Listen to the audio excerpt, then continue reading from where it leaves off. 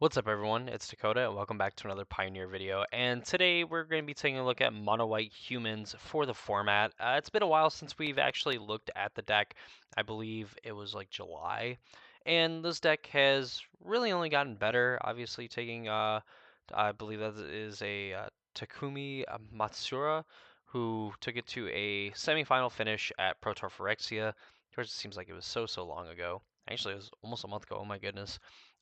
But before we get too deep into the Mono White Humans deck, if you like seeing videos like this and you want to see more Pioneer, modern content, and some other miscellaneous stuff thrown in, apparently is really popular around here, consider subscribing to the YouTube channel and ringing the notification bell so you know when those videos go live. I have two links in the description of this video. One leads to my Twitch channel. Go ahead and follow me over there if you want to see live content, playing Magic, playing video games, probably mainly video games just because that's like the only time that I can really play something other than Magic, which isn't necessarily a bad thing, but you know, just something new, something different.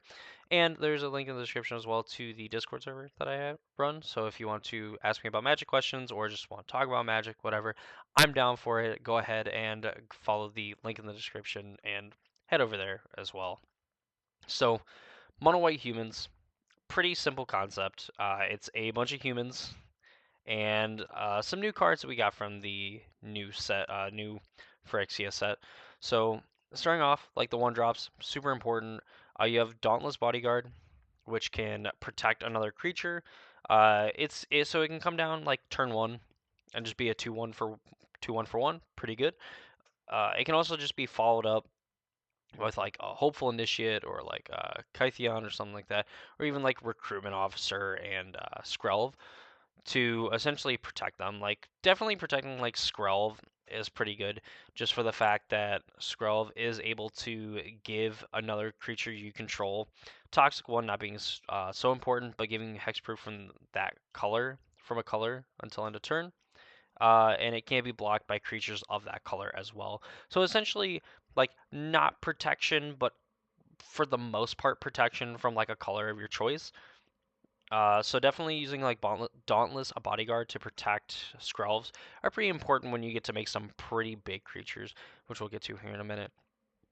Hopeful Initiate has training whenever this creature attacks with another creature with greater power, you put a +1/+1 counter on Hopeful Initiate, and it has a ability where you can pay 2 and a white and remove 2 counters from it, or 2 counters from among creatures you control to destroy target artifact or enchantment.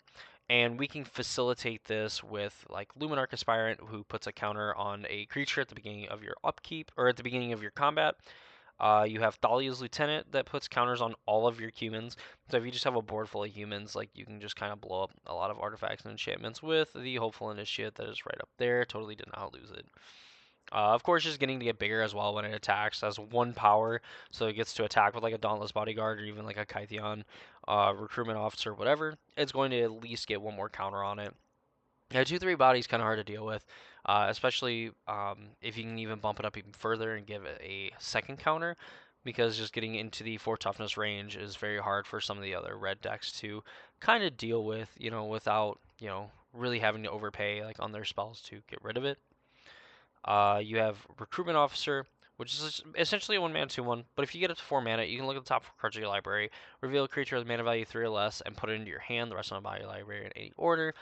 While it's not obviously like the draw effects that you get from like playing blue or even playing like green and stuff like that, or really any of the colors, to be honest with you, it's still pretty good. It's something that you can dump your mana into.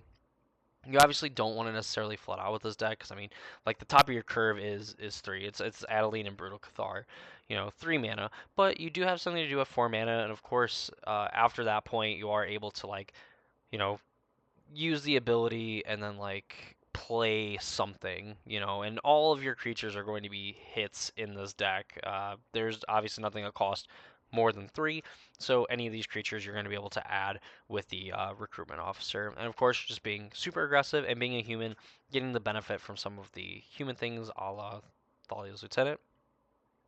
We talked about Skrelv, Luminarch Aspirant, getting to make our creatures bigger just gets super annoying just because it adds more power as the game goes on. And of course, we have already shown off that we have a way to kind of abuse, these +1/+1 counters that were just thrown around. Thalia's Lieutenant, getting to put counters on all your humans, and then getting to play the role of just, getting bigger, because I forgot the name of the one-man human that is in Modern that essentially just do the same thing. So, uh, pretty cool. It definitely is another way, kind of like Luminarch Aspirant, isn't like a one shot way of just like putting a ton of counters in play. And at 2 mana, like it's nothing to keep like a hand that has like 4/1 drops, a Thalia's Lieutenant, and like 2 lands, or even just like a bunch of ones and a land to then work up to like a Thalia's Lieutenant, and then getting to play like multiple lieutenants too is just so backbreaking for a lot of opponents because you just get to add so much power to the board, and of course, essential like Thalia's lieutenants get to add more counters because it's a human entering the battlefield, so it makes the other lieutenants bigger and so on. It can just create like some out of control board states, especially if your opponent is using like damage based removal to get rid of your creatures. And a lot of your creatures are so cheap that your opponent is spending more mana on their removal spell than whatever you spent to on like the creature. So definitely kind of a benefit to this deck, just being so low to the ground and super aggressive on top of that. Like, definitely can punish some decks for stumbling. Thalia Guardian for Thraben, we saw that the creativity decks were very popular. You have like the Mono Green Devotion decks that aren't necessarily like hurt super hard, I don't think, by Thalia Guardian of Thraben, but can definitely throw them off for a few turns, which can really be just the difference of winning and losing with this mono white deck. You have, the Phoenix decks as well that are just still very popular.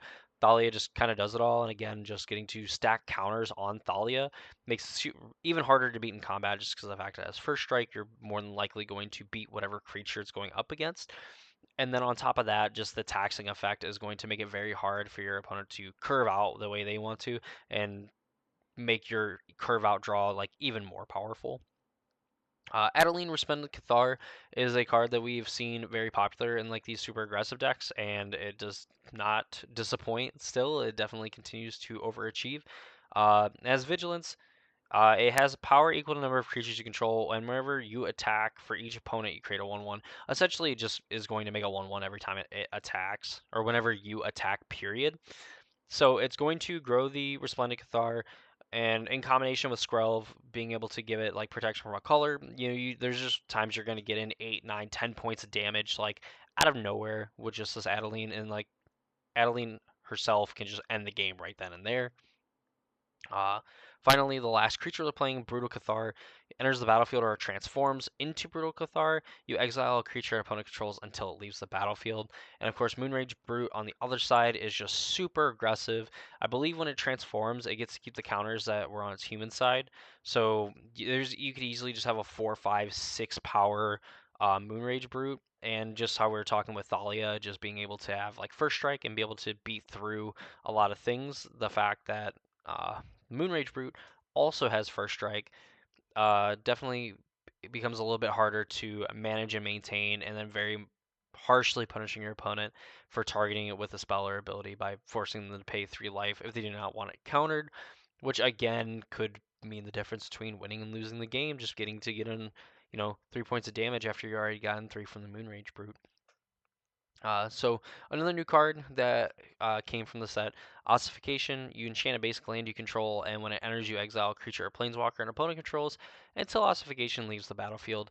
You are playing 14 planes in this deck, and the rest of your lands are essentially like utilities for that sort of thing. So like Ossification, you're almost guaranteed to always have a target for this card, and it's just going to be able to help you push damage, get rid of problematic planeswalkers, so on. It's just a very low cost to have this card in your deck, and also not very many ways of actually getting rid of said card.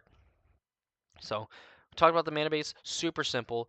14 planes, 4 Mutavault. That's essentially what we've seen from all the monocolor like aggro decks. We saw it in mono black at the inception of the Pioneer format, and we're seeing it in mono white here. Obviously, we're get a few more options at the, you know, uh, in the mana base. We have 2 Castle Ardenvale, makes humans perfect. It goes with our human theme. Comes into play untapped, or comes into play tapped unless you control planes, which we do play a lot of them. We play 14 of them, so more than likely Castle Ardenvale is going to come into play untapped. Probably more often then you would want to. It would come into play tapped if it's like one of your first lands, but nevertheless, you are more than likely able to sequence into a line where Castle Ardenvale is going to come into play untapped. You also have Aganjo, Seat of the Empire, which acts as like a removal spell. I believe you have Thalia Guardian of Thraben and stuff like that. So like and Kytheon. So you have some and Adeline, excuse me. So you actually have a decent amount of like legendary creatures. Like there is a world where you can just deal one pay a white, discard this, and deal 4 damage to target attacking or blocking creature. And again, it just creates so much tempo for you. Just as your opponent's trying to get aggressive and like maybe attack for some trades, like Aganjo can just like kill one of those creatures and just make combat kind of a nightmare for your opponent, in that scenario. The sideboard, you have Portable Holes, Guardian of Faith, which is actually a card that I've never even like heard of. When it enters you enters the battlefield, any number of other target creatures you control phase out. Essentially just as a way to kind of save your board against like Supreme Verdicts, board wipes, and things like that. Redeem God of the Worthy. Of course, just getting to kind of mess with your opponent, like non-creature spells your opponent's cast for mana cost 4 or greater, cost 2 more to play. Again, just kind of messing with those spell-based decks. And then of course on the other side, getting help with getting help against burn. Sort of Forge and Frontier is actually interesting. So like this is a way that you can kind of get some draw power and then also play more lands. So you're more than likely, if you're seeing more cards, you're going to see more lands. Getting to just kind of flood the board with lands, and when we have Recruitment Officer to kind of funnel in those extra land drops and stuff, that works out. And Wedding Announcement is just kind of a hoser against a lot of decks and stuff. And that's the Mono-White Humans deck for Pioneer. Overall, it's a great deck. I highly recommend playing it. It's great, it's aggressive, and punishes your opponent hard for stumbling. That's going to do it for me in this video. I hope you all enjoyed. If you did, make sure to subscribe to the channel if you want to see more stuff like this. And of course, follow the links in the description to my Twitch to know when I go live and to the Discord server so you can talk about Magic and stuff like that there. Hope you all enjoyed the video, and I hope to see you all in the next one.